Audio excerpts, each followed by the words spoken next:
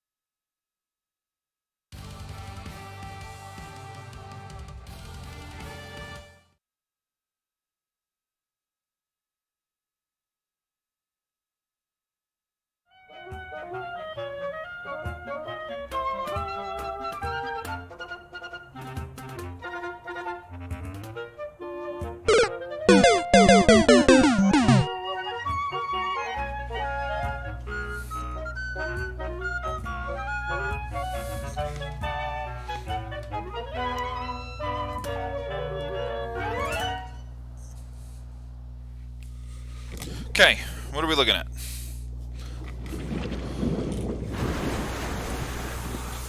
Okay.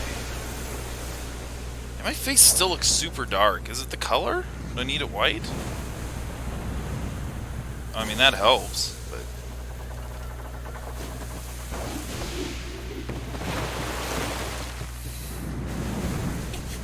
Okay.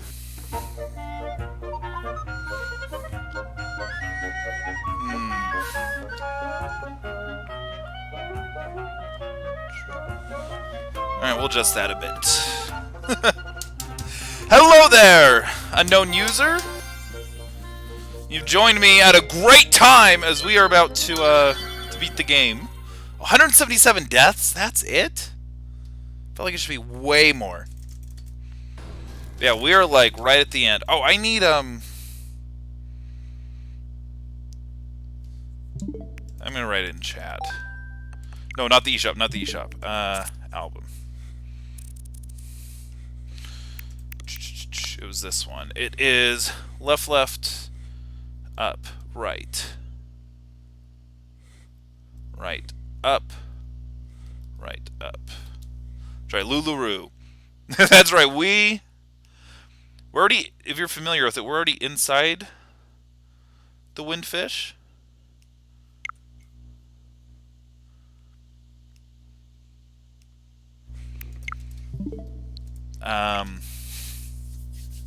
But yeah. The BA start. Oh! Spork with the jokes about, what's it called? The Konami code. That's what it's called. It's this one.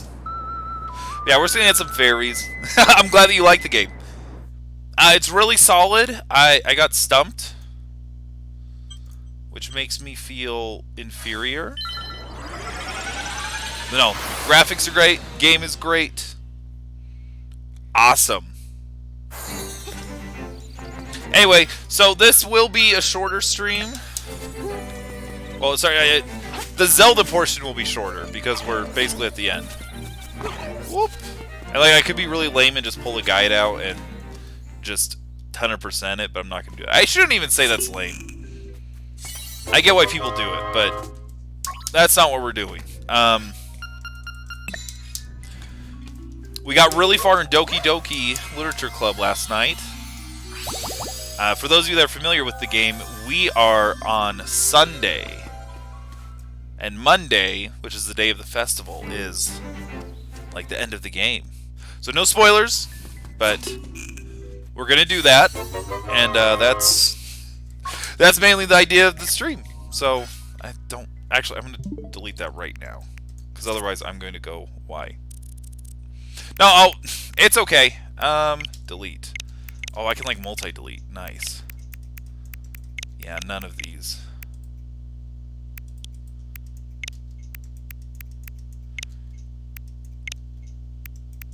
Yeah, like most of these are just, oops. Yeah, we'll leave that one. That might be something. Guys, look, do you want to see this in HD?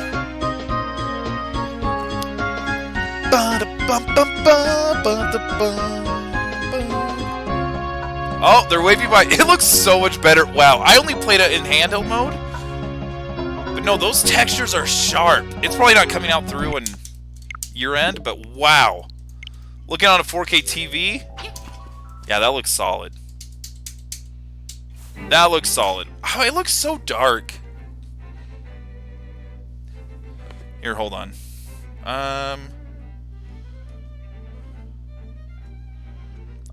I've been trying some lighting stuff because I feel like it wasn't working out. Here, let me see. Yeah, I mean, that's a bit better. What if I do... Because the issue is I got new light bulbs. Oh gosh, that's just changing the hue of stuff.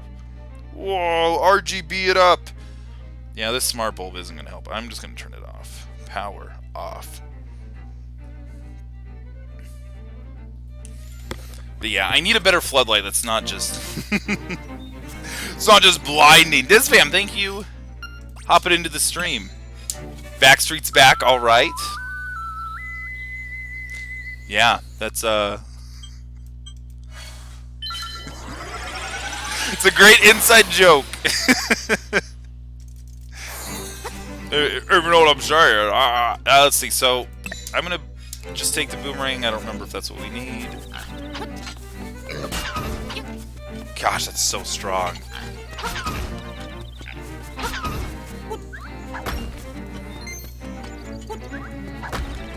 Boom. Alright, here we go. We're gonna head up. No, head up. Final boss time. Let's go.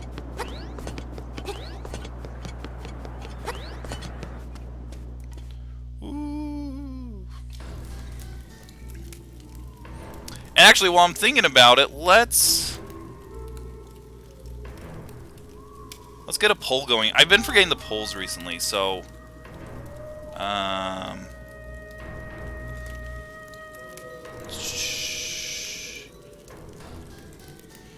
it's like a 10-minute poll, so it's no big deal. What do we have this time? Ooh. We have... I'm gonna assume that's right. That's not right. Goal S. There we go. You got 10 minutes to vote. Yeah, let's have the results up. But yeah, it's the Rescuers versus Hercules, or Jercules, as some people call it. The bracket link is still down below. Left, okay. Oh, that's gonna be rough. We had the exact same thing yesterday with Frankenweenie and Make Mine Music, and I think Frankenweenie won because it has a dog in it. That's the only reason. So RR, you are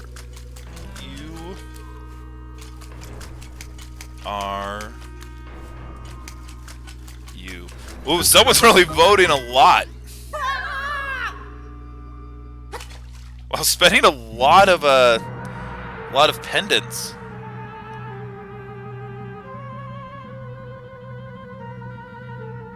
Yeah, that's gonna make this significantly one-sided. Wow. Someone really likes Hercules. Okay, boss time.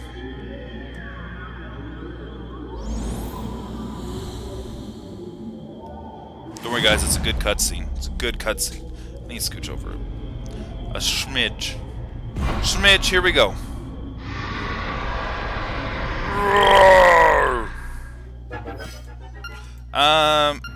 Boomerang and what? I don't know why that changed. And leaf. Yeah, this is what we want. Oh no, we want magic. I remember now.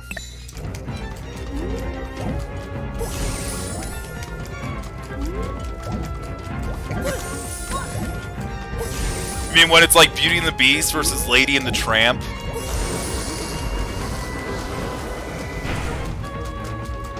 I'll be there someday.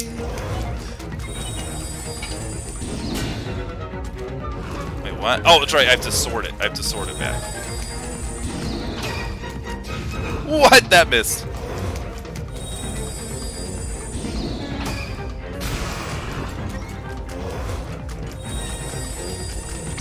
Oh, you 100% every time? Well, you gotta go for low percent rounds. Oh, that was bad. That was bad.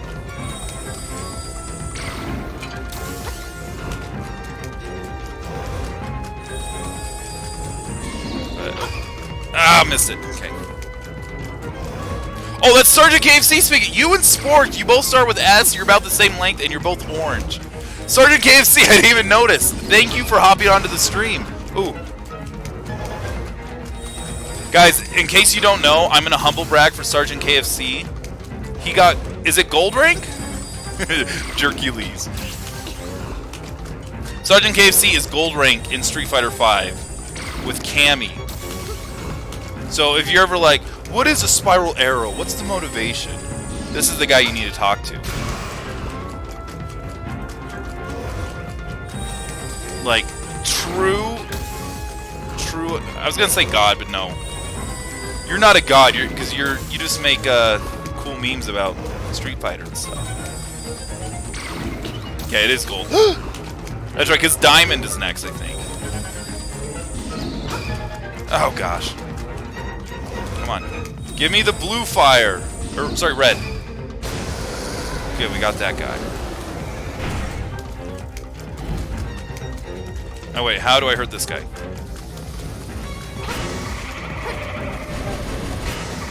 Oh, easy, easy! Yeah, the boomerang just hovering like right where right where he spawns. Omega strong. Dude, that's so strong. Oh, it's platinum then die. Oh, never mind.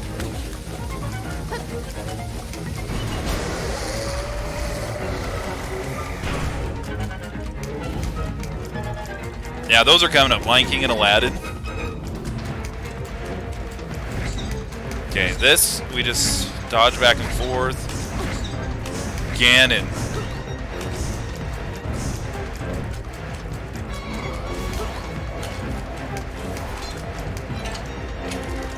Oh. Okay, I missed. More fire keys? Okay.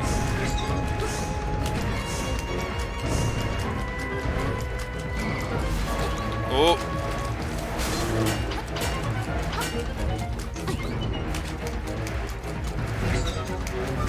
Oh wow, he's so close, he's so close.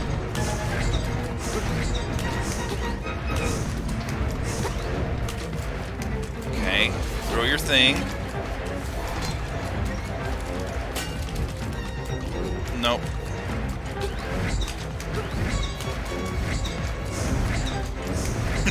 What do you mean? What's more one-sided than Frankenweenie and Make Mine Music? That game has legit whale music. Alright. I don't know what's up with that. Okay, Boomerang again. Oh, Dan's coming out tomorrow! Woo! Everyone's true main. No, yeah, I saw some of that, I don't know what they call it, presentation, direct, whatever. And Dan actually looks super fun to play. Like, he's not the meme character as much as he typically is. Well, I shouldn't say typically is. I didn't see, does he have, I think it's an Alpha 3? Maybe it's just alpha. In one of the games, he has a taunt that's a one-hit KO, but it's like a 10-second startup. Oh, boy.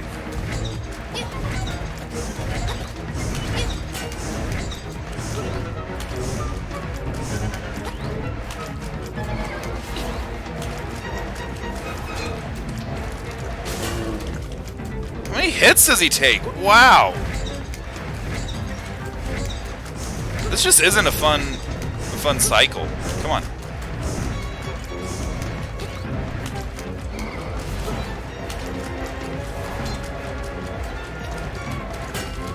Oh, come on!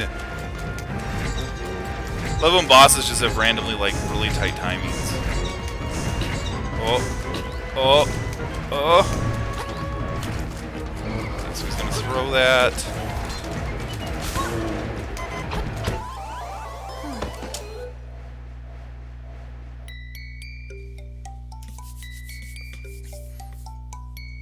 Super cancels, huh? Here's the thing. Since I didn't use all my fairies, I have to leave and come back.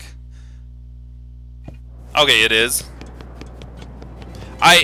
The way I remember... I mean, it was just in a podcast I heard it in years ago, but the way they made it sound like is it's like Lucas's secret taunt in Project M, where it's just like a 10-second dance, and then it's a screen-filling explosion that instantly kills everything. But okay.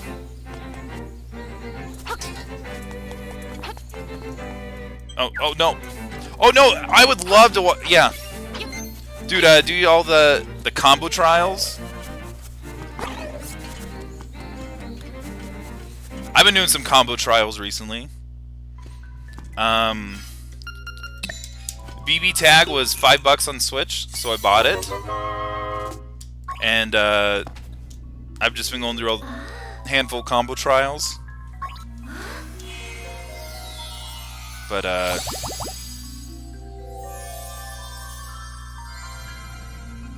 yeah, it's like you have to double tap up taunt at like frame perfect intervals or something. It's something like that, but you do that, and I guess like his final move from Mother 3 is he does like a 10-second long dance and then kills the boss, and it's him doing that dance. Yeah, we need this. But yeah, super cool. But it's not as well known as like like Ness has his selfie one. I could have swore. I mean, I don't want to swear for you, but I know that at least like when the patch dropped and that was released, I know that Ihan and a few other people, like, we were just like, check this out, isn't that cool? Yeah. Be fair, how much Lucas did you play?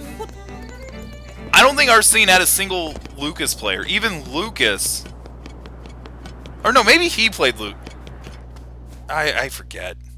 There's a guy named Lucas in our scene, and I wanted to say I think he played Lucas just for the memes. But anyway. Ah! Hercules wins! Yeah! Woo! Yeah! Alright, so we gotta put Hercules... Man, what was his final tally? 13? How much did, Rescuers 3. Nice. That is a blowout. Hercules advances to the round of 64.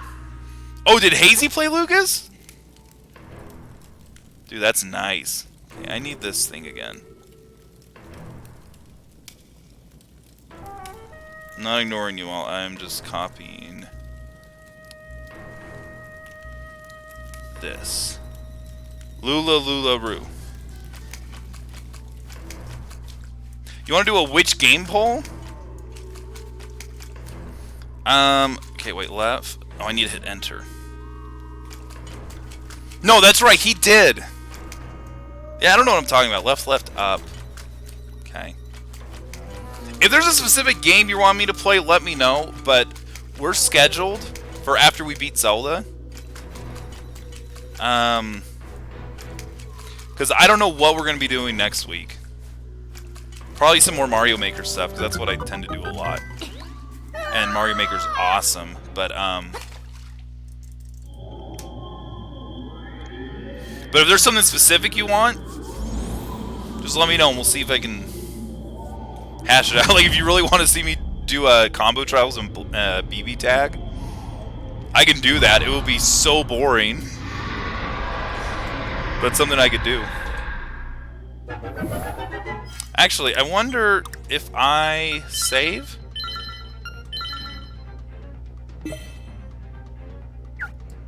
And then I could just exit out the game. That might be faster than game varies every time. Terraria, no. Is that like the survival... No, what do you call it? It's like a platformer. I think I've seen a few other streamers play a little bit of it. I think it was Cozy specifically, if it's the game I'm thinking of. And if it is that game I'm thinking of, then I'm not super interested in playing it. There's only like 4 of them I noticed, and like I popped into Lynn. I think I did all except her last one, and I was like, I'm KFC man, I'm so cool. No, we missed. Yeah, who's another? I did what's her name? I think her name is Noelle. She's just like Gun Girl. I got like her first handful pretty good. Then there was one that took me like 10 minutes or so. But then the last one I looked at it and it was the entire left side of the screen. And I said, yeah, I'm going to bed. I'm not even looking at this. And right, that's the other thing, is there are just a lot of like, do this jump cancel 3 times in a row. So it's like, jump, light, medium, heavy, jump, light, medium, heavy, jump, light, medium, heavy, jump, light. It's like you do that 3 times, and then it's, oh yeah, now you do a command, and yeah. I still just like grinding that out just because you learn characters, and it makes you go, wow, I'm a big...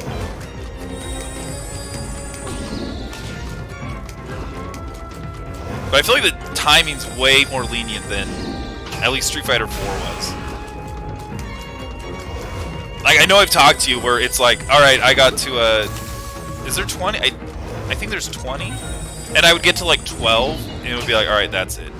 I got, like, barely past half, and it's like, do you like this 3-hit combo into your super? And it was like, no, I'm done.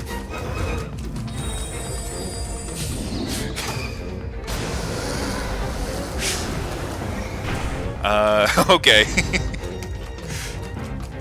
Yeah, I don't know what those are like. Oh, that's right. Boomerang.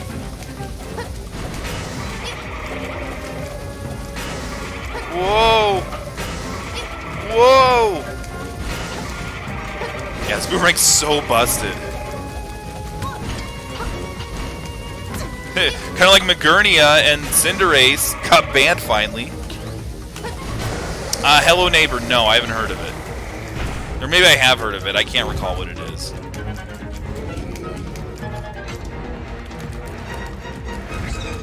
Okay, what hurts him? No, I had that webpage open showing me what to do. I mean, no, I didn't do that. Just how to get to that 8th boss, and I snuck a peek at this. Oh, gosh.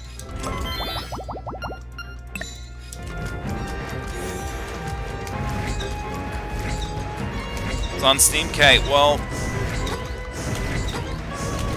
Tonight I'll hop on and take a look at it. If it doesn't look like something I'm into, I'm not gonna pretend and say, oh yeah, I'll play this. I know the guide said you have to do the lunging attack.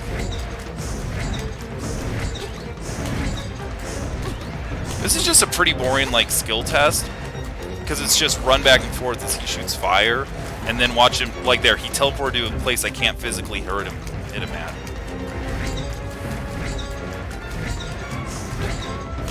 So like, yes, for a Game Boy game in 1993, amazing. Oh gosh. But now it's just kind of a damage sponge. Like, look there, I could have been maybe a few frames faster. But anyway. Oh, spin attack's better? Okay, let me give spin attack a try. Whoa, that's like 3 hits and I didn't get hit back. Alright, yeah, that's way better.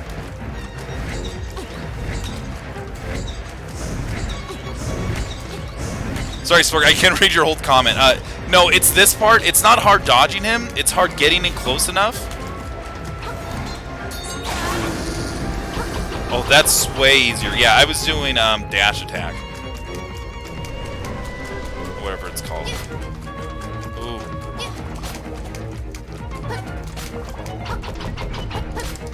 Oh. That's it? Alright, yeah, this game may be over then. I just beat Ganon. Why is there something else?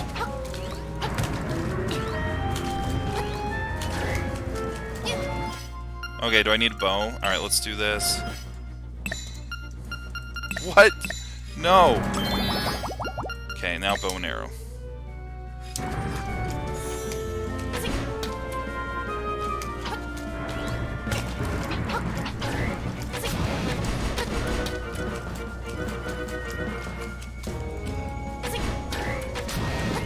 Ooh. Ooh.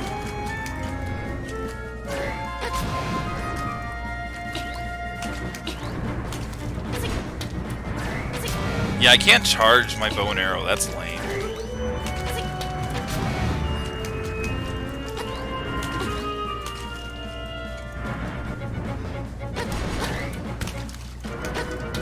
Nope. Oh, man. Whoa.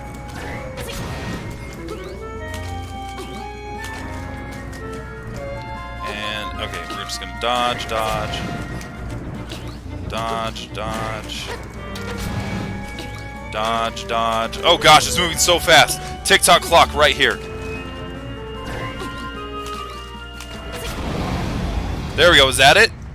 What's that?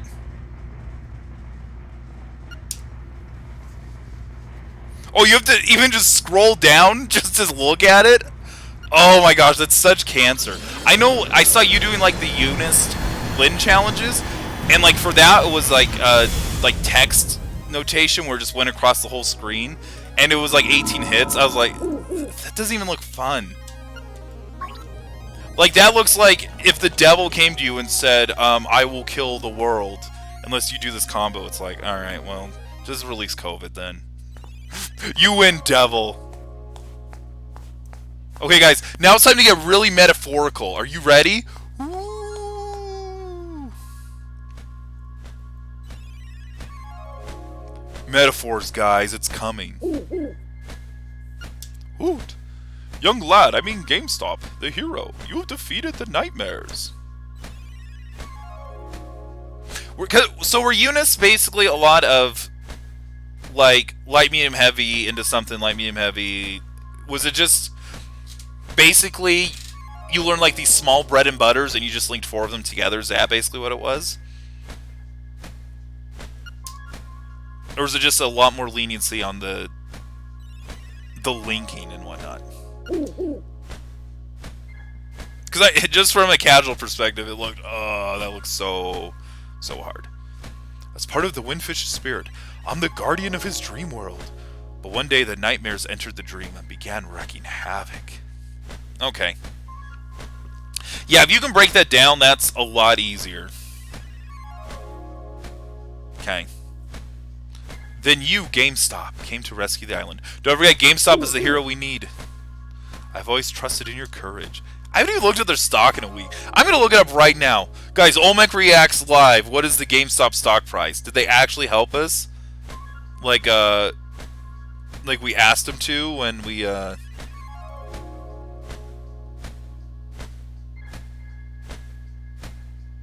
They're down to $40. Oh my gosh. Guys, Wall Street Bets. Hold, guys. We can do it. We can do it. Thank you, GameStop. My work is done. The Windfish will wake soon. Goodbye. Hoot. Guys, spoilers. If you don't want to see the ending of the game, don't look.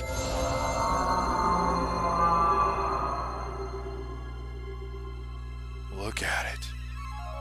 The Windfish. Look at those tiny wings. You couldn't even see those in the Game Boy game.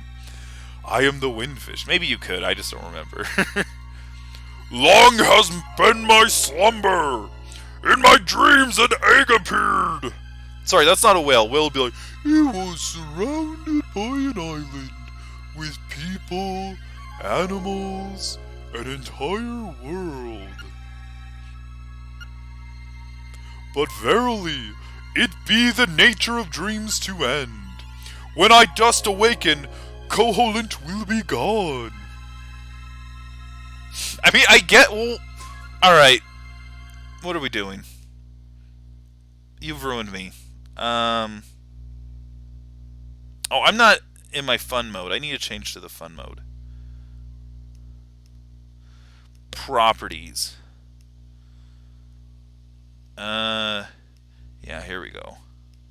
Boom.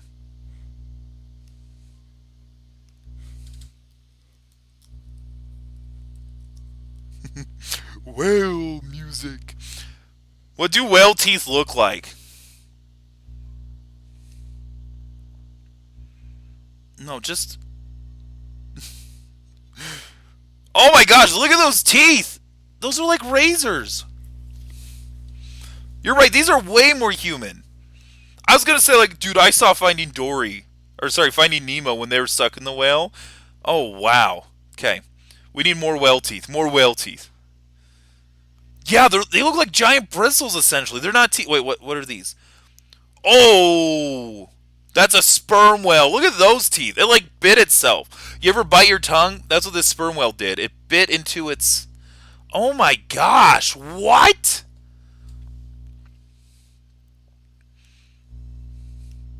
Yeah, look at this. Guys, should I buy this stock image for marketing packaging in a large business for $199? Or should I do it for a presentation or newsletter? I can't do it for personal use. What? So, like, to be fair, as a professional photographer, these prices are probably really cheap if you're like, I want to see a whale beached up on the shore. Because you can't just, like, you can't just make one of those appear. You have to be lucky.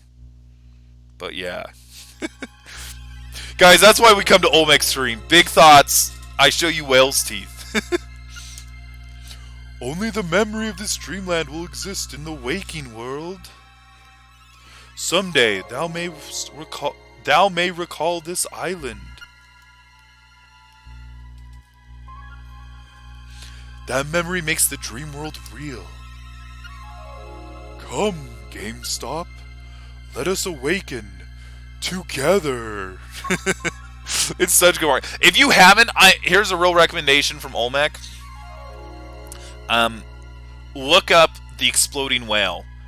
It's actually really crazy phenomenon. If a whale gets beached, and it's not like they've been punctured or anything, as like their body decomposes, it makes gases until they become like a literal bomb. And there was one caught on video, and it's just this mass of fleshy whale mass, like for 100 yards every direction, just hitting cars and people. It's disgusting. Yeah, I'm glad you've seen that. Yeah, that's a good video. Oh, do we gotta play the song again?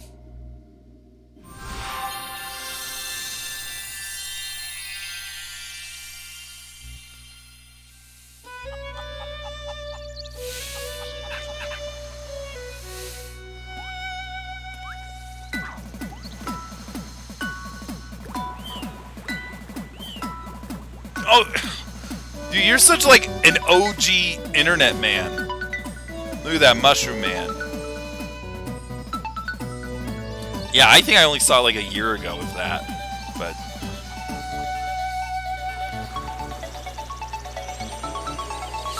Oh no, the island, it's disappearing! Wait, what are they gonna do here? There, I changed the light colors so it looks better on your end.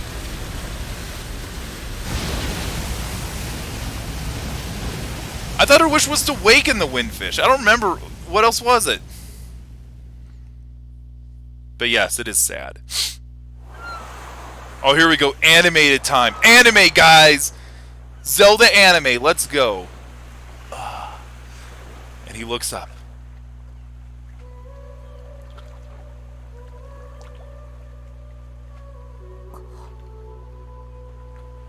Wait, she wanted to be a bird?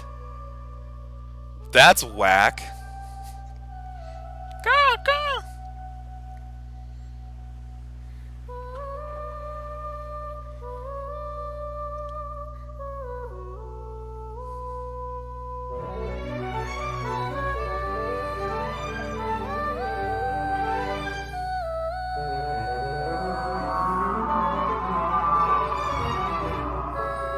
Big whale. Oh, really? Was that like in a side quest I didn't do? Or do I just have no short-term memory? Am I like a real whale? It's so beautiful! The run has to be deathless? Ugh. Alright, I'm just gonna have to look at the cutscene for that. I'm not playing this again deathless on hard mode.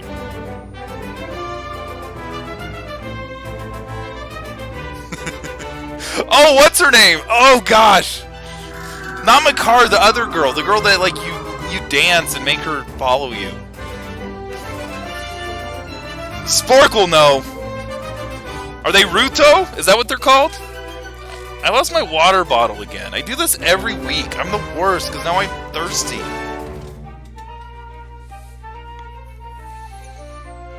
Meldy, yeah. Child celebrities all grown up. Speaking of all grown up, I was watching some Fresh Prince of Bel-Air, like you know you do every Sunday, and Rito, yeah, I knew that. No, it's great, really good. I gotta give it to All Hails, wife of I guess I already said it, wife of Bojangles. Because she wanted to play this, or no, he wants her to play this because it's a Zelda game and she played Majora's Mask and didn't like it. So, Bojangles was like, no, she's got to play this. But, and we know, I was watching Fresh Prince and all of a sudden Donald Trump just shows up and he's like, I want to buy your house. It's a beautiful house, I want it. And then like he leaves 5 seconds later. It's like, okay, thanks Donald for nothing. But yeah, so that, but... yeah, it's like early 90s Donald Trump. It looks weird. Oh my god, I forgot, there's a new Top Gun movie coming out, like, this Christmas. Guys, welcome to Top Gun school. I'm gonna teach you how to fly. First, I'm gonna teach you how to drink water, because I want some water. I'm gonna actually, like, get on my knees and look for it. It's probably under my blanket that I wear over my legs because I'm cold. I'm gonna be back in just a second. I probably left it in the bathroom. Hold on.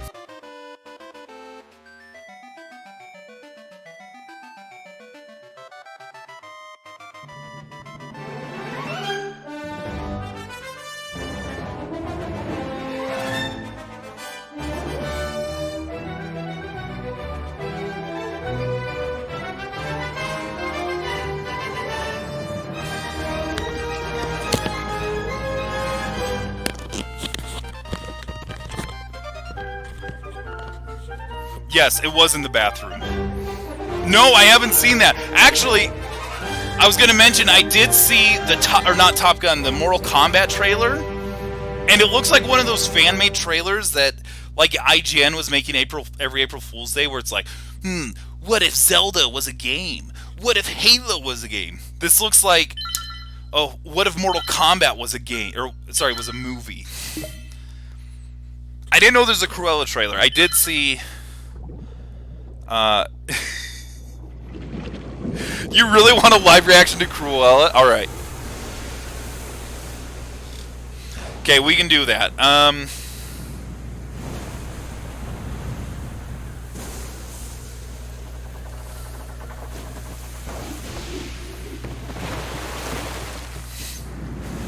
So, no, do you want my thoughts on Mortal Kombat now, or do you want me to hurry and watch Cruella? Which do you want? Because I had thoughts prepped to share with Mortal Kombat. Because if we're doing the Cruella just due to copyright stuff, I'm going to end the stream and start it again, so then I don't upload this to YouTube and get copyright striked and whatnot. Alright, we'll do that. Or actually, no, I think...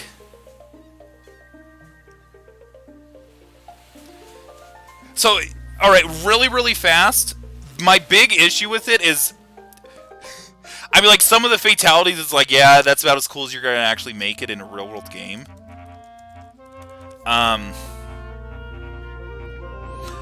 But... The main thing that I absolutely did not like was at the end where it's like, get over here! But it's not like the, get over here! From the game, it was like, hey, get over here! It was like, that's the one line. I shouldn't say the one line, because everyone likes, finish him. But that's the one line they had to nail, and they're like, oh, we don't care. Also, it has that really bad trope of a movie that has, like, you know, it's based off a property with 80 characters, and they have to introduce them all. The characters just come up and they're like, hello, I am Sub-Zero. I am Raiden. Johnny Cage. Ah. Anyway, so let's... Am I on... No, I need to switch to my YouTube view. So we're going to do this, but I'm going to mute that, because it's mainly the audio that gets you copyright trouble. So, actually, no, let me switch to my reaction one. We'll still have the sound off, but the reaction view, I mean, I don't know if this is actually true. I feel like it's better legally, because then we can say, well, no, it's, oh gosh. It's like the main view is me, it's not the, it's not the movie. Yeah, I'll just shift this way a bit. But yeah. Alright, here's Cruella. Let's see. Yeah.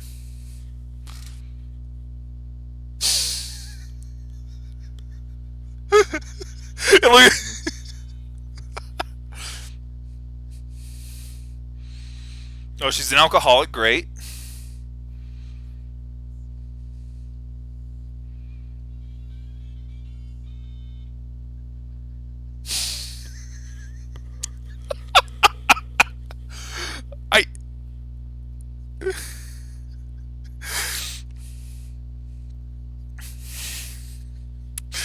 Right. Oh, the puppies!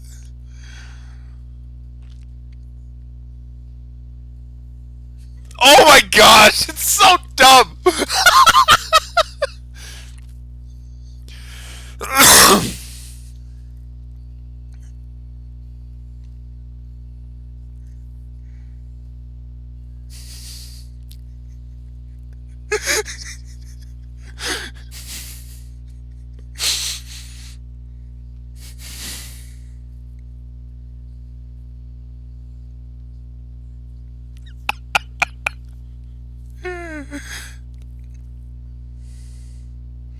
I don't know, between this and Mortal Kombat, which one I would rather watch more. Okay, so here's my thoughts on this. Oh, that comes out super soon. Okay. So the big issue... So, like, in all of these Disney, let's make a movie about the villain type movies, like, there's ones that go, like, alright, Maleficent, I guess you could say, like, oh, she's misunderstood. There's, like Ursula, where it's like, well, what if King Triton put a curse on her and she just wanted to have a man? Or there's like the Queen from Snow White who just wanted to be youthful, like all these different things. Like you kind of see like where there's a motivation and whatnot. Cruella's motivation has always been, I want a coat of Dalmatians and puppy fur is the softest. That's her whole thing. So this movie, this is what my thought was. Disney saw Joker, where like he's dancing on the stairs, and they said, guys, let's make Joker, but it's Cruella de Vil. And they said, yes, yes, let's do an analysis, the psychology of a crazy person that you can't reason with. So it looks so dumb. It's like, oh, I'm crazy and evil. Well, if you're evil, what are you going to do? Do you want a nuclear bomb in Gotham City? Do you want to kidnap the mayor and hold him for ransom? Do you want to, what was it in Batman Begins? Do you want us to put, this mind control poison inside the sewers and then light a match so it explodes and then it's misty medicine in the air? That sounds evil. No, I just want to kill some puppies and get a fur coat so when I go to parties, people will like me personally. What? But yeah, so sorry, I read a few of your comments, so make sure I read all of them, but yeah. Oh, Harley Quinn. I didn't think Harley Quinn. No, this could be Harley Quinn. But yeah, I saw that and I thought, this is Joker. This is Joaquin Phoenix. I'm Joker. I'm on the stairs dancing because I'm crazy. That's all this is. Sergeant KFC, well, 2020 happened. I'm done with movies because of Cruella. Oh, I think I would rather watch Mortal Kombat than this. But I would rather go get a colonoscopy than either of them, I think. Hello, I love. Oh. But no, Sergeant KFC, you can't quit movies quite yet, because don't forget, Sonic the Hedgehog 2 comes out in like 13 months. Oh, and Tails is going to be in it. Yes! Yes, yes, yes, yes! Oh. Don't forget, literally the last movie I've seen in theaters is Sonic the Hedgehog. So, like, my lasting memory is Jim Carrey dancing inside his little death egg or whatever he calls it.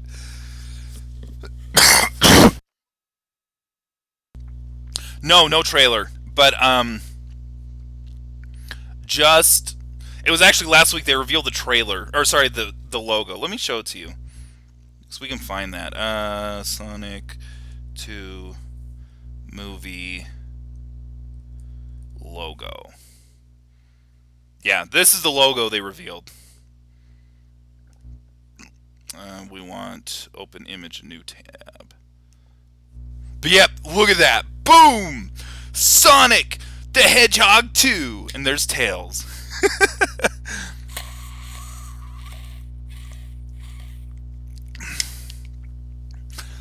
But no, I think movies I'm excited for, obviously Black Widow because I'm a nerd. James Bond I'm excited for just because I like half the Daniel Craig movies a lot, another half I don't care about. But, no,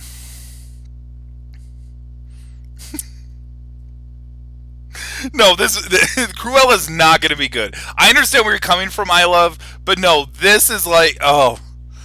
Don't forget, actually, now I'm thinking about it, KFC, don't forget, Reese Witherspoon signed on to be Tinkerbell like 3 years ago in the Tinkerbell solo movie about her origins. So, that Tinkerbell movie, yeah, that's going to be happening. Well, so that's my question is, where's the Ann Knuckles movie coming from? Oh, in Uganda, yeah. Sonic 3 should be Sonic enters the internet, and then it's like, whoa, I will show you the way. I will show you the way. Yes, it's a Tinkerbell origin movie with Reese Witherspoon playing Tinkerbell. They announced this like 3 years ago. Like right when Beauty and the Beast made like $1.2 billion or whatever.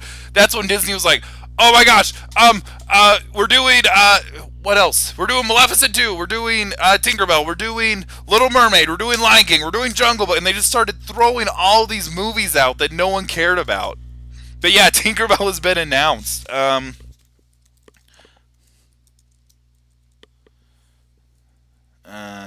Is it Reese? Yeah, right here. Oh no, this was 2015 they announced her. What? Tinkerbell.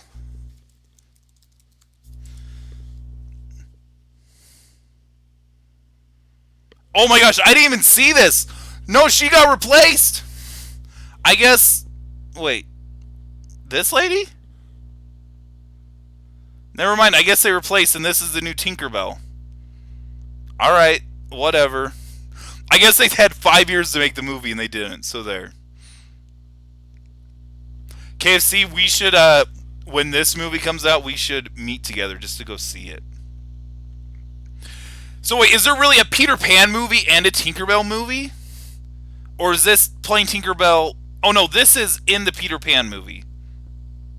Never mind, this is the Tinkerbell. Oh my gosh.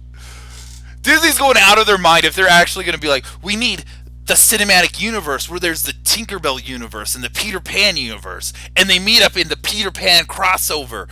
But then Captain Hook gets his spin-off origins where he's dancing on stairs and puts clown makeup on.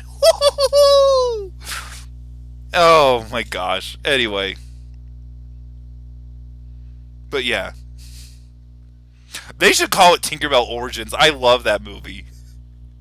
It's like, oh, this kid made a wish and believed in fairies, and Tinkerbell was bored. And then, oh, she like goes on a rampage. It's like, I'm an evil fairy. But then Peter Pan is like, no, be good. And then like he rips her voice box out or something, and that explains why. In the animated movies, she can talk, but then in like the Peter Pan movie, it's just like, ding-a-ling-a-ling, shang-a-ding-a-ling, ding-a-ling-a-ling. But yeah. Reese Witherspoon. So glad we got Tinkerbells. Anyway, so there, we beat Zelda. Yay! Do I have Steam open? I don't think I do. Yeah, I gotta open Steam. I love, are you ready to to finish our dating game? Are you ready for that? I hope that you enjoyed this game. I know you already said that you're invested. Oh, you're ready! Alright. But yeah, we're gonna have to get this ready.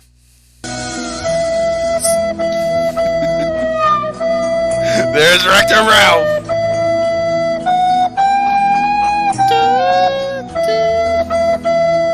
Guilty Gear's $80 off? I think I may have that one. Super... What is this?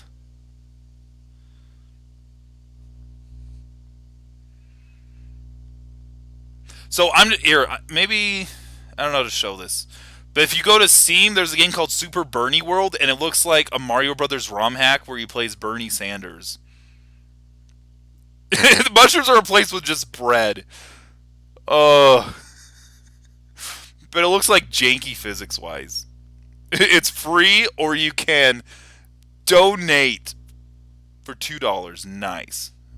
Well, I'm not doing that. We need a game search. Guys, what's your favorite Tinkerbell?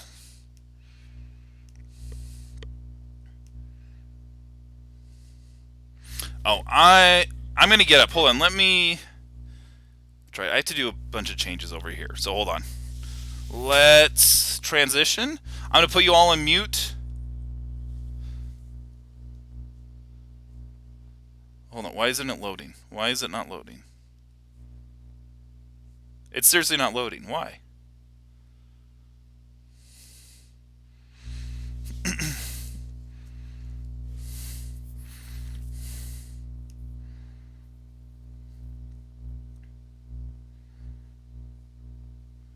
Is Steam broken? What is going on? Here we go. There we go. Now you guys can hear the music of iLove's new favorite video game. Better than The Bachelor, the game. Yeah. Yeah. Anyway, yeah, so I just have to adjust a few settings on my end. I'll be back. KFC, if you're heading off to sleep, thanks for stopping in. But yeah. No, seriously, congrats on that getting gold. That's awesome.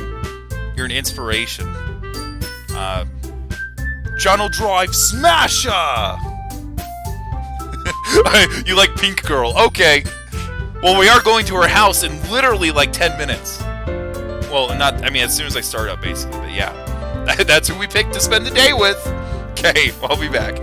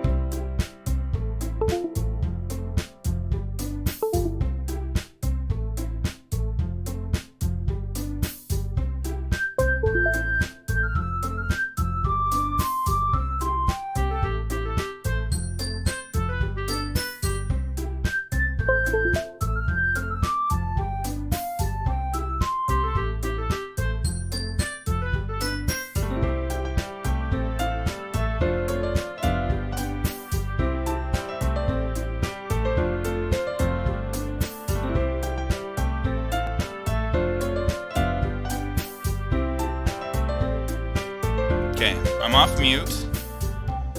Let me turn the audio down just a little bit. I need to change some audio settings. I guess I could transition. That's not going to hurt. I may have to transition again or two.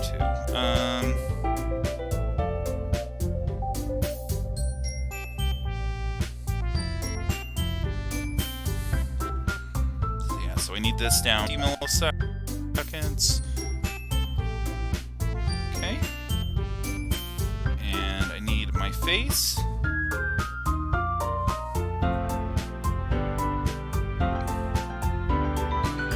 I need a filter, sorry. Filter.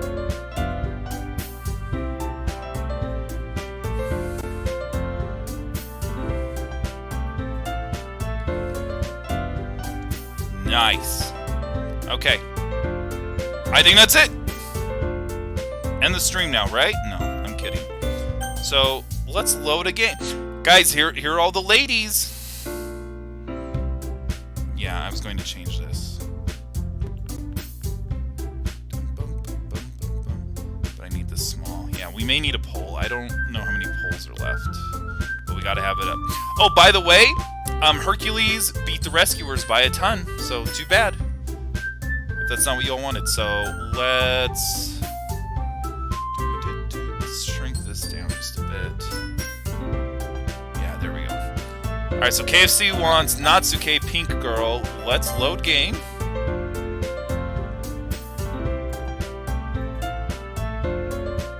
Here we go. I have to remember all my girl voices. Okay, am I centered? I think I'm centered, yeah. Great. And let's go. I decide to visit Sayori before Natsuke comes over. Rather than asking, I simply tell her I'm coming over, much like we've done in the past. Once I reach Sayori's house, I knock on the door before entering myself. Again, we used to play so often that we've made a habit of it simply by entering each other's houses like we were family. Sorry, I'm just adjusting a bit more. Okay, there. The house is quiet. Sayori isn't anywhere on the first floor, so I assume she's up in her room. It's already strange of her not to run down and greet me. I head up to her bedroom, where I finally find her. Sayori? Hi, Finnick. I sit down in her room. Guys, this is Sayori's room. Let's look at this. So she's got, like, an angry bird over here. She's... Oh, KFC, if you're here, there's Big Cow right here. Big Cow. Got, like, pants or something that have been patched together. Look at this calendar. This month, she was like, no, I'm done with. Oh, I gotta change the game. That's the last thing I forgot. So we're done with Zelda now. So it's going to be... Doki, Doki.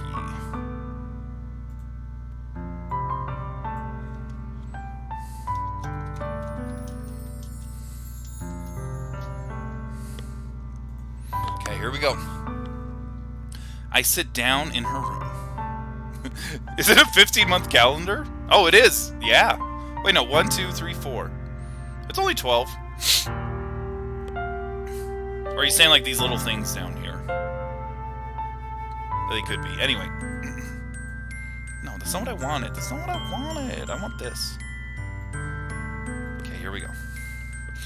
Sayori forces a smile, but it's easy to tell she's different. There's a minute of silence between us. You haven't come over like this in a long time, have you? I guess you're right. It has been a long time. Not much has really changed, has it? Sayori's room is as messy as it's always been. I also recognize the same stuffed animals and wall decorations that she's had for years now. If you came over more often, it wouldn't be such a mess. That's because I end up cleaning it for you. How come you suddenly wanted to come over today? Aren't you supposed to see Natsuki today? Well, yeah, but... Wait, how did you know that?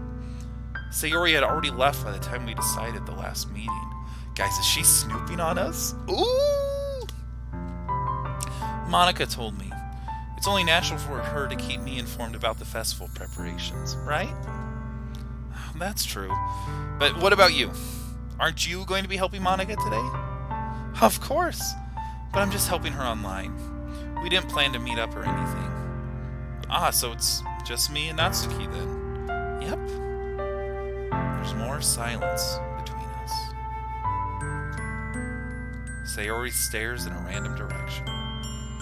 Everything about her behavior is really uncharacteristic. I finally get to the point. I just wanted to see how you're doing. After you left on Friday, when something's wrong with you, you can't hide it from me. I know you too well. So, Sayori smiles, shaking her head. That's no good, Finnick. Why can't it just be like it's always been? This is all my fault. If I didn't get so weak and accidentally express my feelings, if I didn't make that stupid mistake, then you wouldn't have been worried about me at all. You wouldn't have come here. You wouldn't have even been thinking about me right now. But this is just my punishment, isn't it? I'm getting punished for being so selfish. I think that's why the world decided to have you come over today. It just wants to torture me. Sayori! I grabbed Sayori by the shoulders. What on earth are you saying? Are you listening to yourself right now? I know something happened to you. There's no other explanation for you to be like this. So tell me already.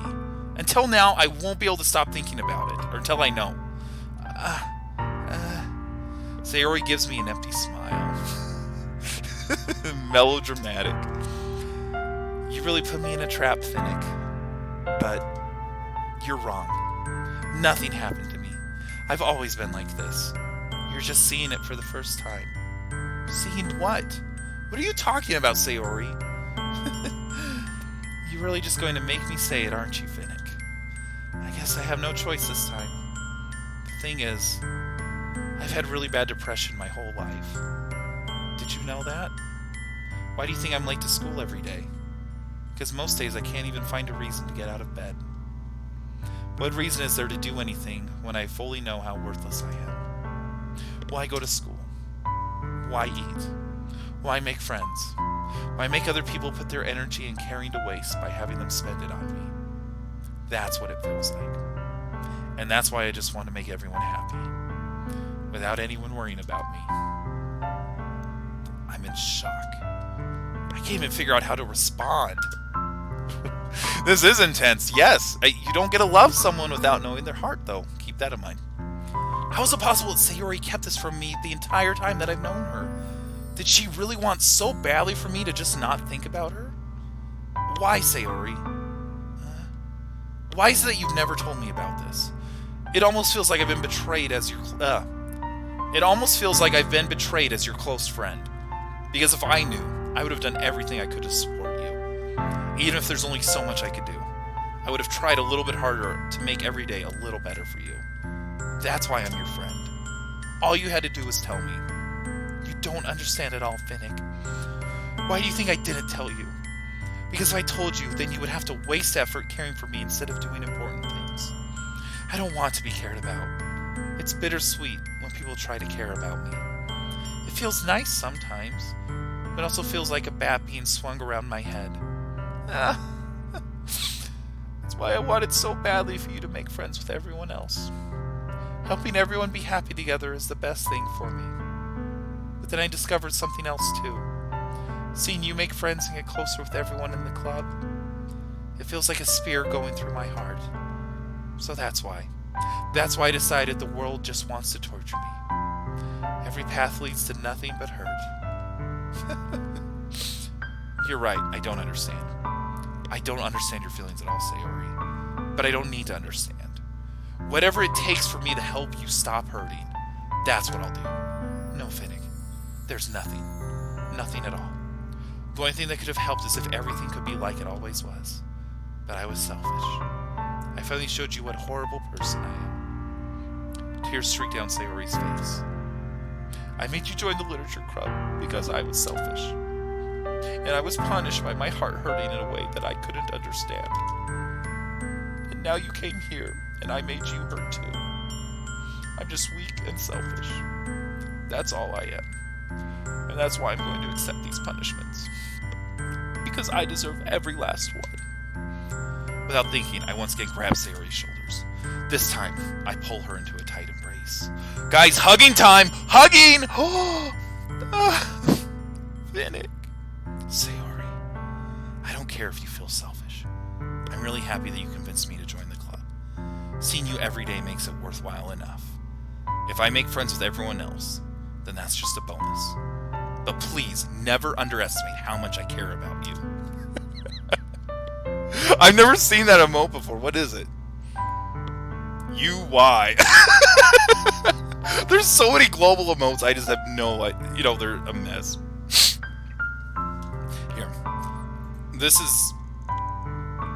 These are the crying ones I like. Bible Thump. Bible Thump is great. What else is there?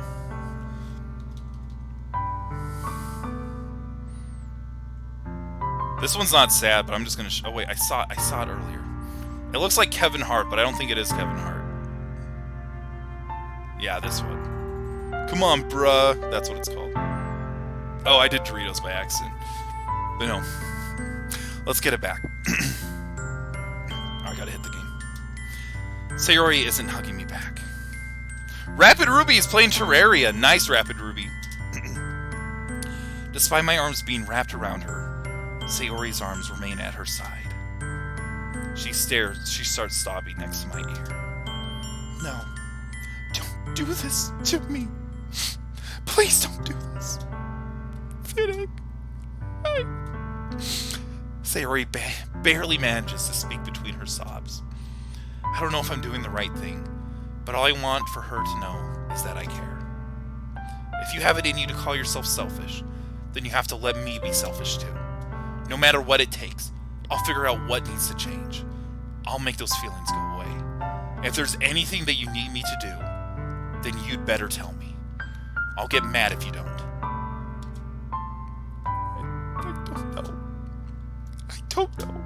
I don't know. Gently, Sayori finally puts her arms around me in return. I don't know anything. It's all really scary. I don't understand any of my feelings, Finnick. The only time I'm not feeling nothing is when I'm feeling pain. But your hugs are so warm. And that's really scary, too. Sayori lets me go. As she does so, I let her go as well. The festival is tomorrow. Yeah? It's gonna be fun, right? Yeah? How would you like for me to spend it all with you?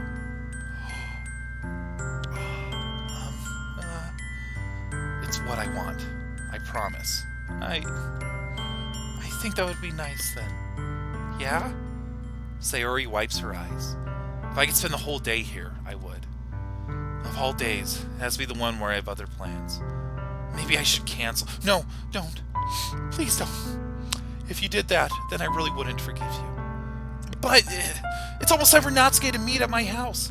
At the very least, do you want to come along and help out? It would be fun. To my surprise, Sayori shakes her head.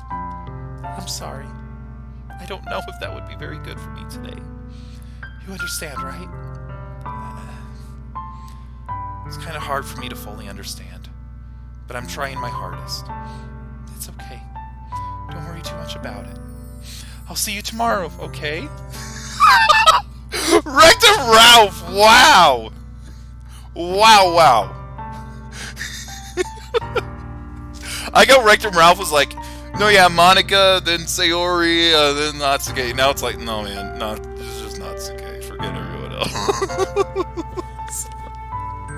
Oh, man, such hard feelings. I'll look forward to it. I say goodbye to Sayori and exit her house. On the way home, I find myself still feeling uneasy. But it's hard for me to keep thinking about it when Natsuki is about to come over too. I think Sayori's right. I shouldn't be worrying too much, and we're definitely going to have a great time tomorrow. I should just focus on what's ahead of me.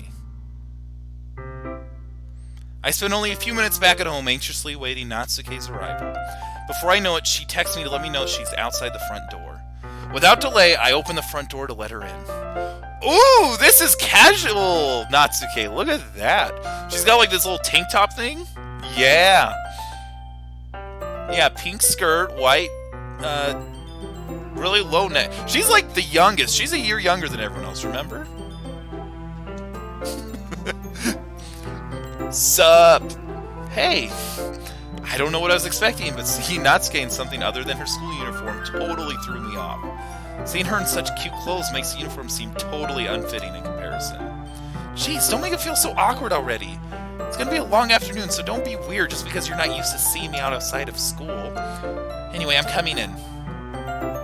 I see you brought a lot of stuff. Natsuki is carrying a large bag that's probably full of baking supplies. Well, I didn't want to come all this way to find out your kitchen isn't equipped for the job. You bought everything I asked you to, right? Yeah, I did. Yesterday, Natsuki asked me to buy a bunch of ingredients if I didn't already have them at home. Good. Glad I could count on you to do your part.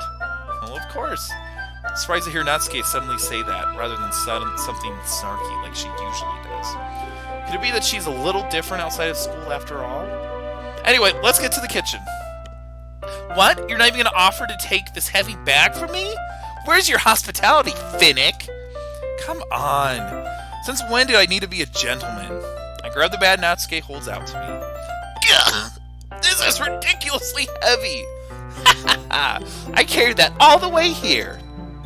Are you impressed? I see now. Yeah, I'm impressed, Natsuki. Seems like I've always underestimated you. It's because I'm so small, isn't it? You jerk. Natsuki hits a fist into my chest. Hey! Your size has nothing to do with it. Do you really hate being small that much? It's not like I hate it.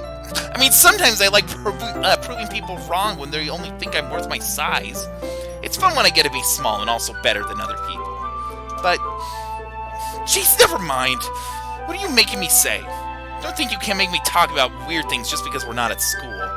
Are we getting started or what? There's a lot of stuff I gotta teach you. What? That's a little bit more like you. You're more fun when you speak your mind like that. Hey! Now you are treating me like a kid. I was just trying to be a little nicer to you, you know. Just because I don't have a mature and sexy figure like Yuri doesn't mean you should treat me like... Natsuki catches her words and her face turns red. Hey guys, Yuri's sexy! Ah! Her face turns red. Natsuki?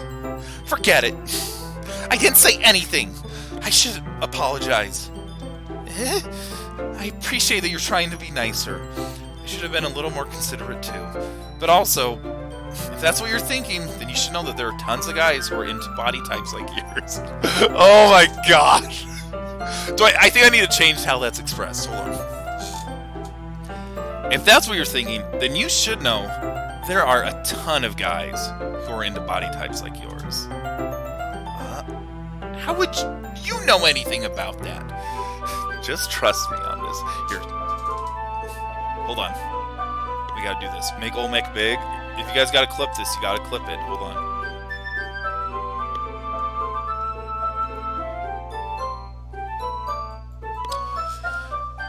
Just trust me on this one.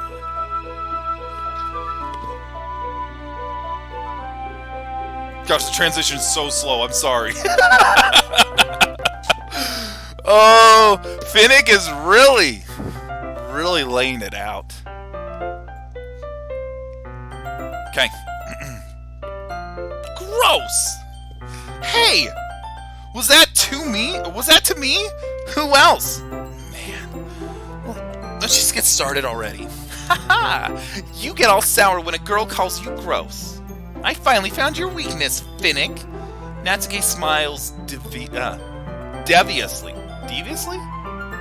Deviously. I know it's like devil. Devilously. Please spare me. Well, if Natsuki decided to dish out more insults like that, there's no way I'm fighting back. Oh, that's quite a claim. But she's satisfied enough for now. Finally starting to pull things out of her bag so we can get started. Before long, the whole kitchen is a mess. Spoons, dirty bowls, flour, spilled fluid, and plastic bags are all strewn about every countertop. The mixer isn't big enough to make all the batter at once, so we've had to do it several times. Meanwhile, Natsuki is babysitting all my movements to make sure I don't mess up her precious baking. You like this rapid, Ruby? Well, no spoilers, but yeah. We're having a good discussion about the feminine body just now. But you were playing like Terraria just now. Are you done playing it, or are you multitasking? Because I gotta say, my voice is very excellent for reading girl voices. Finnick, where did you put the food coloring? The batter's in the... Dude, multitasking. Rapid Ruby, what a man. Nice. That's awesome. KFC was here like 20 minutes ago. You missed him. But yeah. We were talking Mortal Kombat trailer and stuff. It was great. The batter's going in the oven soon, so I need to fill the trays. I think it's still in the bag next to the table? Or sorry, what are you using it for? To color the batter, of course. I'm making each tray a different color. That way, even if the flavors aren't different, everyone can still pick their favorite. Appreciate it. Hey, fellow Shantae brethren. Yeah, woo! Don't forget, I bought that collector's edition. So I own the Game Boy card of 7 Sirens. Oh, such a waste of money. I should have done it. Oh, that's a cute idea. And we're doing anything like that with the icing? Do you want to? You're asking me? I don't really have a preference, so come on! You're not putting any heart into this at all. Wait, what's wait? Uh-oh, someone noticed. Yes, I had my haircut today. I have not had it cut in a year. It was getting kind of long, and then the pandemic started, and it was no way, no how. But I reached the year mark, I cut it. It is now a good, like, 4 inches shorter. Maybe a little more. But yeah, it's short.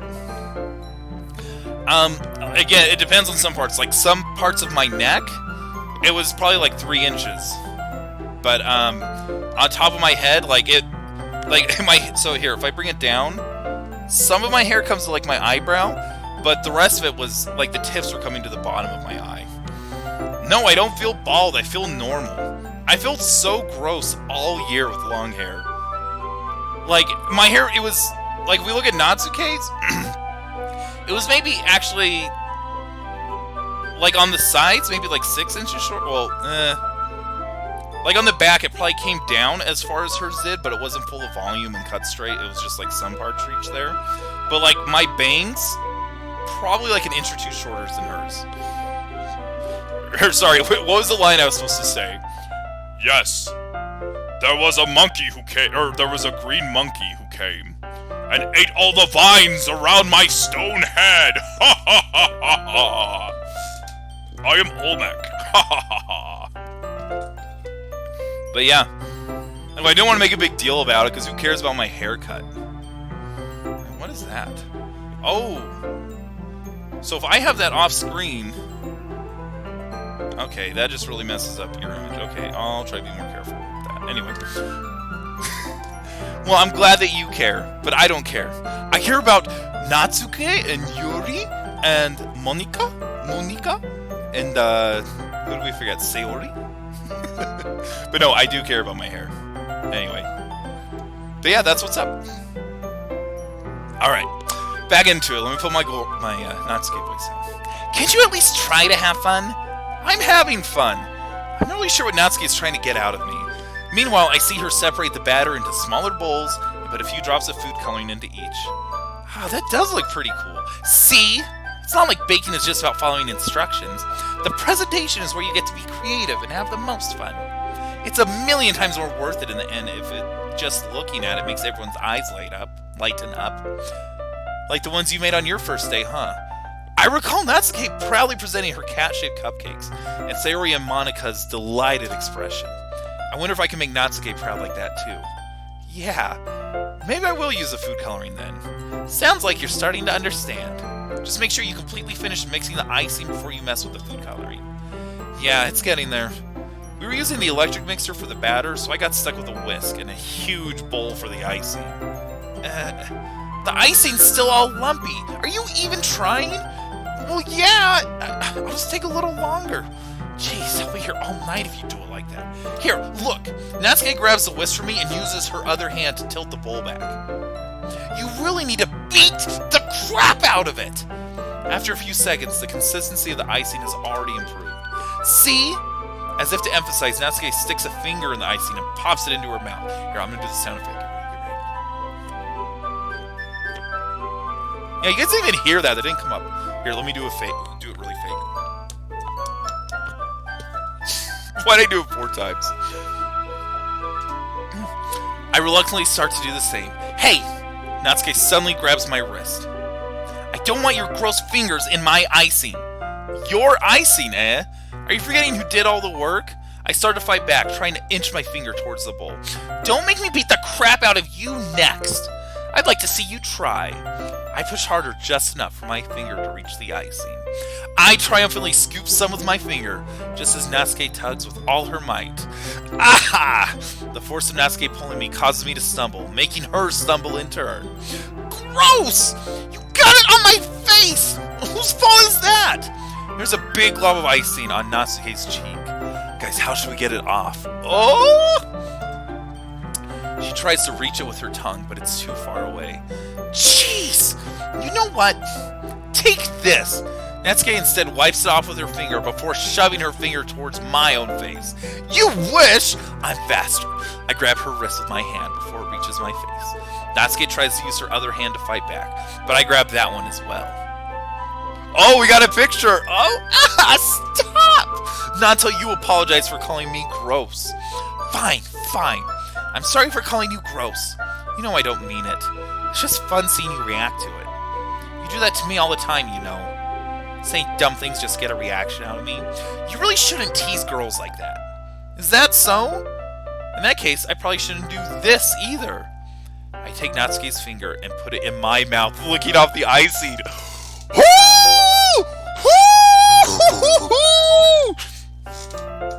Guys, shouldn't Sayori have come to see this? Wouldn't that make her feel a lot better? Is seeing Finnick just lick Natsuke's finger? Ooh. What? Did you seriously just... Natsuke is so surprised. She can't even figure out how to get mad at me. Her face is entirely red. Finnick, you really shouldn't do that kind of thing to girls. Unless you really like them. Sayori's out. She's gonna be so sad. You know that, right? What kind of question is she asking me? Just like that? How did the mood turn to this so quickly? Natsuke gazes at me in silence. I notice her shallow breaths. Why am I starting to feel dizzy? Out of nowhere, the fire alarm starts going off. Natsuke rushes over to the oven. Is something burning? I thought you didn't put the cupcakes in yet. No wonder. You left a dirty tray in here, dummy. How could you make a mistake like that? You should have checked before turning the oven on. Don't blame me for your mistakes. Jeez. Natsuke uses an oven mitt to grab the blackened tray out of the oven. She sets it on top of the stove. In another moment, the fire alarm stops. Anyway, I'm putting them in the oven now. Yeah, the tension from the moments before still lingers over our heads, but the moment has already been lost. I watch as Natsuke slides the cupcake trays into the oven. Then I reluctantly pick up the whisk and continue with the icing, like nothing ever happened. That smells so good. Cupcakes are ready to be pulled out of the oven. As soon as Natsuke opens the oven door, I blast a blast of sweet-smelling warm air fills the room. Look at how cute they all look. She probably shows off the different colored cupcakes in each of the trays. They'll look even better once we add the icing. Not like you need to tell me that. I brought decorating stuff, so I hope you get creative. Here, scoop the icing into these bags. Natsuke hands me some plastic bags. I have these nozzles that'll make it look nice and fluffy. This one can even make flowers. We probably won't be using it this time, though. What's this one for? I pick up one of the nozzles that has a much thinner tip than the others. That one's really thin, so you can use it to make stripes or other patterns. But you can also use it to write stuff on a cake. Like, happy birthday, or whatever. Oh, I see. That gives me an idea, actually. Yeah? Well, it's a literature event, right? We can make it more literature-themed by writing a different word on each of the cupcakes. It would be fun to see people choose the cupcake based on the word they like. I was kind of expecting you to say something really stupid. But that's actually a really cute idea, so... maybe I'm getting it from you. What's that supposed to mean? I'm not cute! Come on. We're not at school. Nobody's judging. You can't dress and act like this and not expect me to think you're cute. Well, Natsuke's voice trails off.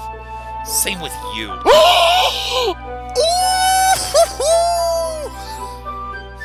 Guys, this is it. This is it. Same with you. Guys, Natsuke is really, really liking us. Wow. Eh?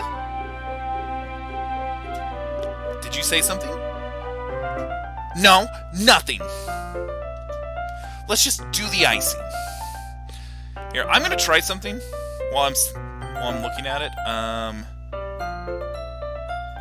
This. Let's see, filters.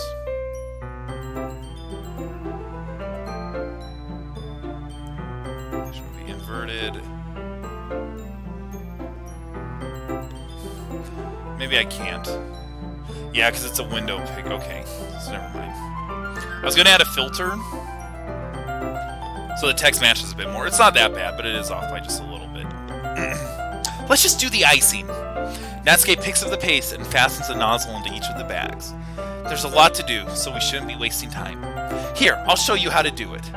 Without giving me a chance to think about before, Natsuke quickly moves on. She shows me how to apply the icing, and then we each get to work. When we're finally finished, Natsuke puts them all side by side to admire our work.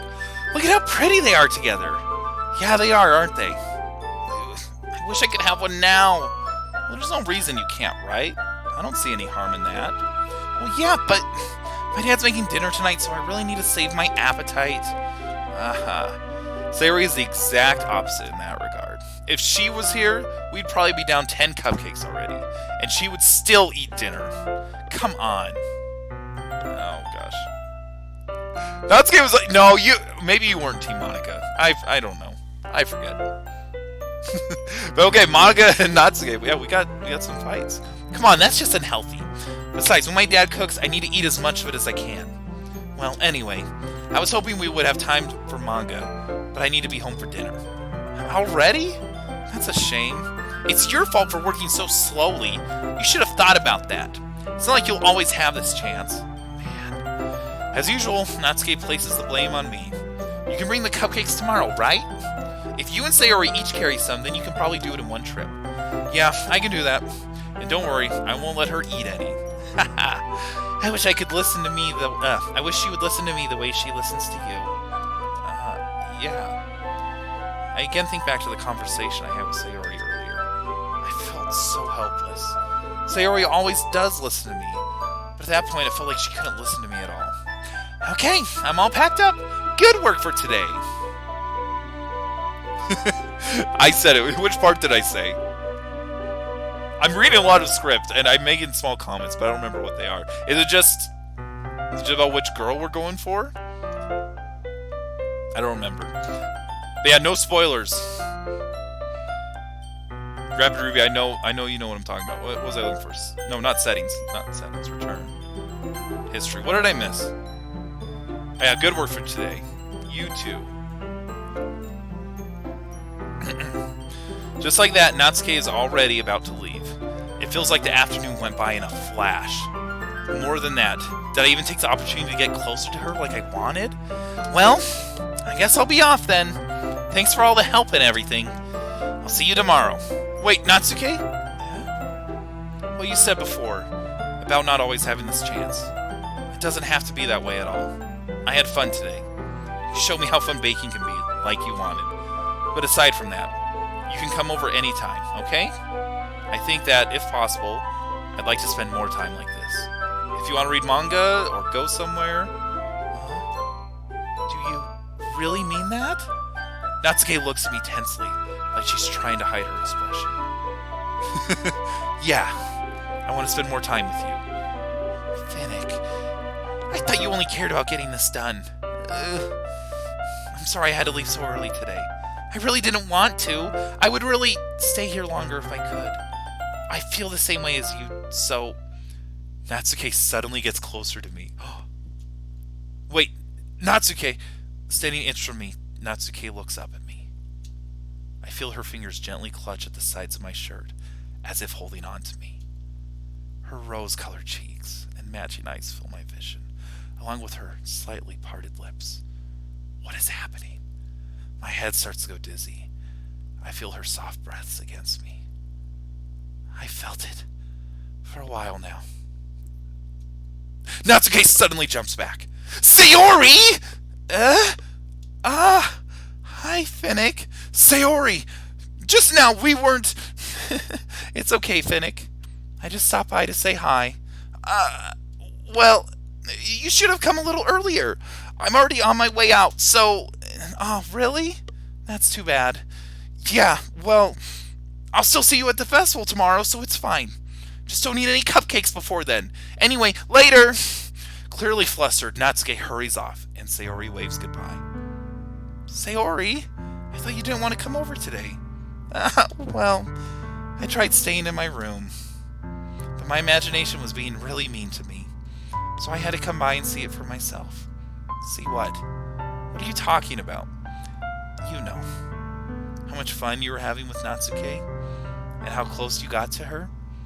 It makes me really happy that you've made such good friends. That's all that matters to me. Tears start to fall down Sayori's face. That's all that matters to me. Why am I feeling this way, Finnick? I'm supposed to be happy for you. Why does it feel like my heart is splitting in half? It hurts so much. Everything hurts so much. This would be so much better if I could just disappear. Sayori, don't say that. It's true, Finnick. If I wasn't here, then you wouldn't have to waste your sympathy on me. You wouldn't have to put up with me being selfish. Monica was right. I should just... Monica? Monica was right about what? Sayori, what I said before is true. I'm not going to let this continue.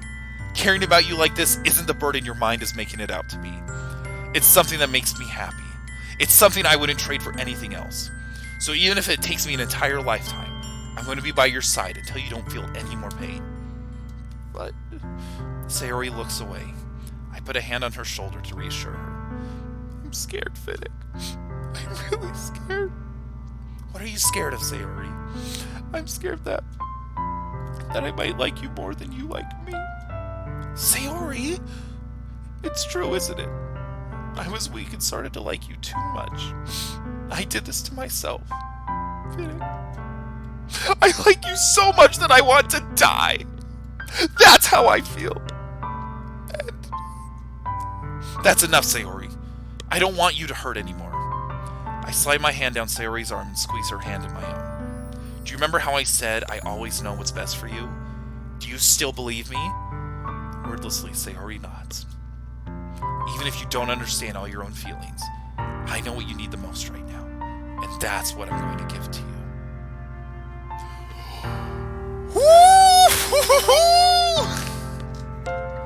Guys, this is it. This is it. The poll.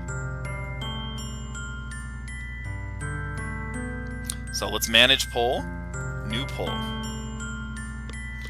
What to say to Sayori?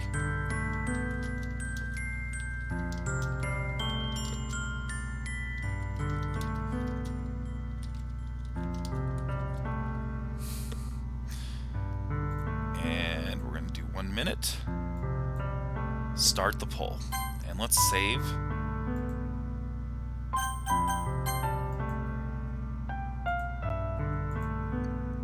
And how do we do this?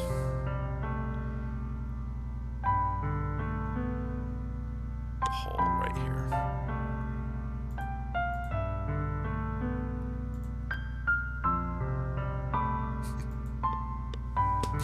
So no, I played this before. I don't remember what I picked. But no, we're letting the community answer this one. And everyone's picking You'll Always Be My Best Friend. I think I picked I Love You. Or maybe my path didn't even ask this question. If we're up to me, I would probably say I Love You because I really like Sayori, but anyway, that's how it is. Prepare for depression. Really? So here's the thing. He's been picking Natsuke with all the poems and stuff. So Finnick could like her, but not. All right.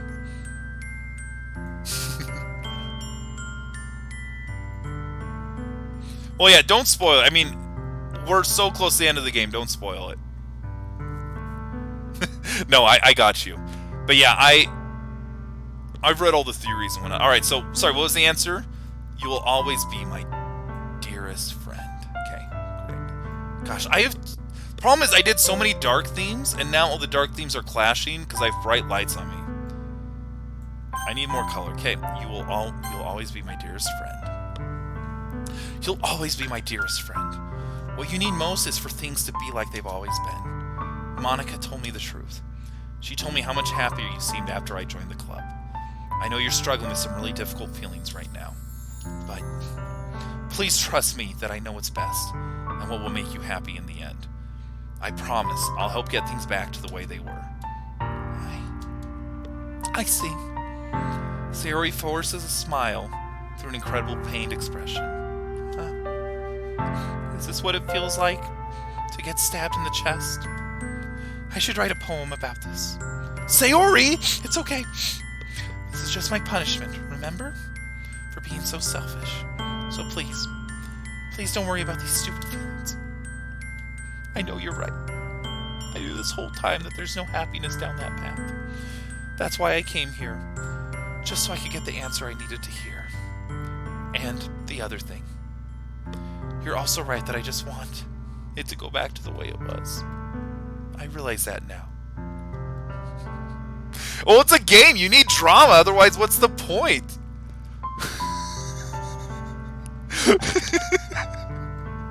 Oh, Rector Brow. It's a dating sim. And Rector Brow was like, make this God of War. Go, go. You really do know me better than anyone, Finnick. I'll trust you with anything. Anything at all. So. Sayori's smile finally breaks. All of a sudden, she turns down and drops to her knees. Clutching her head with both hands, she screams as loudly as she can. I'm so shocked that I don't know how to react. Sayori looks over her shoulder and flashes me one more weak smile before turning around and running off. Sayori! I'm left helplessly standing in the front of my house. Why am I feeling so horrible about this? There's nothing more I could have done. The most I can do is support Sayori through her feelings and help her on the path that's right. But I'm having as much trouble understanding Sayori's feelings as she is. Even though I can comfort her, I keep wondering if I should be doing something more or something different. I know these thoughts will continue to plague me until things are back to the way they were. I'm going to give it everything I've got. Sayori will always be my dearest friend, and I'll do whatever it takes to put a smile on her face every day. Okay, it's the day of the festival. This is the last day. This is the culmination where whatever happens with the girl we picked at the festival happens. Oh, guys, this is crazy. So here, I really do have to go to the restroom, and I have to fill up my water bottle, and because I want to make sure that's full for this whole thing. It's from I Love Olmec. That is. I guess I don't know how much she wants to say. She's a lady friend of mine who loves Finnick from the Hunger Games. Is that right? It's just a Hunger Games, that guy. She just loves him. And no one else wanted a boy, could think of a boy relationship thing. So that's the name we picked. But it's okay. So here, I'm going to transition to this. And I'm going to run an ad. And I'm going to go fill my water and be right back. And then we're going to see which girl we pick and what we're going to do with her or not do with her or what. Don't worry, guys, we're still in high school, okay? It's not good. It's going to be like licking frosting off a finger. Anyway, so I'll be right back. Hold on.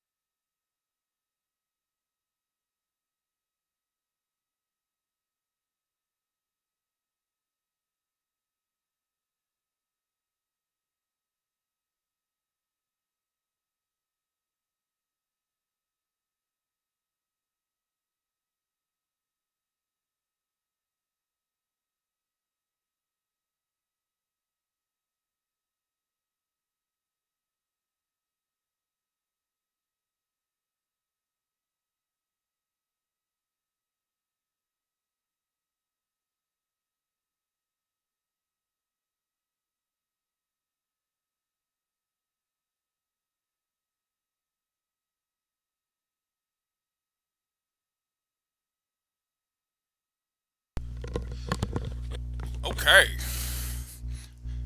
Let's make sure that, yep, audio's back. And game is back. Okay, here we go. The finale of Doki Doki Literature Club. Don't forget, Doki Doki is heartbeat. Do you guys feel your heartbeat? Doki, Doki, Doki, Doki. Uh-oh. My mouse and laptop got tangled up. By the way, Rapid Ruby, if you're there, are you going to be streaming Mario 3D World? If you are, I want to watch some of it. Especially if you're going to do like Bowser's Fury, I want to get a little better sense of what that is. Because I think you said you're going to get that. Anyway. But yeah, let's return. It's the day of the festival. Of all days, I expected this to be the one where I'd be walking to school with Sayori. But Sayori isn't answering her phone. Wait, what? Dude, you're hauling. Have you beat all the extra levels past Bowser's Castle? Or whatever it's called? Because I guess we'll get into spoilers, but yeah, like, the Bowser Castle section's only like half of the game. And it's after that half that it starts getting really good. But anyway, maybe it's not half. It's probably less than half, but yeah, the extra levels are so good. It's like in Super Mario World where a lot of the levels are good, then you get to like the tubular, like the Star Road levels, and it's like, oh, this is like hard Mario, and it's awesome. Anyway. Is my sound working?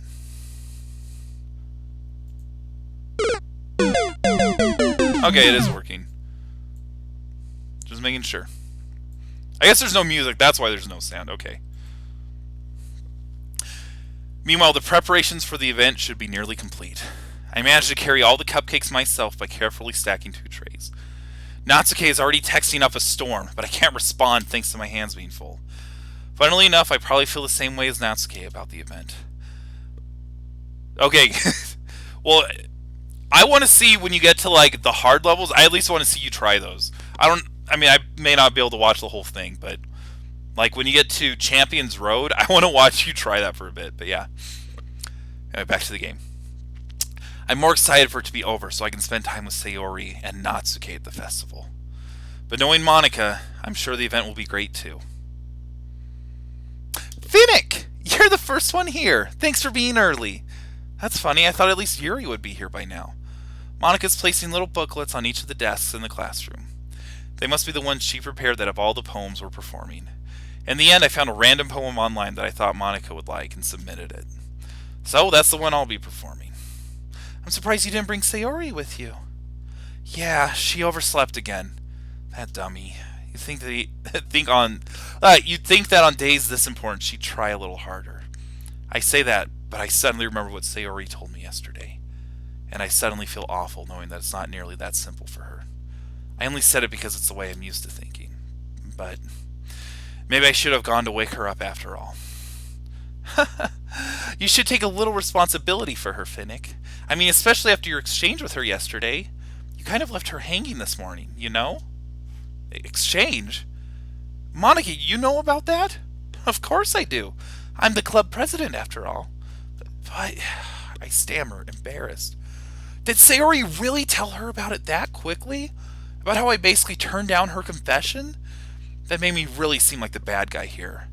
But I'm the one who knows what's best for her, right? Jeez. You don't know the full story at all, so don't worry. I probably know a lot more than you think. Monica's being as friendly as usual, but for some reason, I felt a chill down my spine after hearing that. Hey, do you want to check out the pamphlets? They came out really nice. Yeah, sure.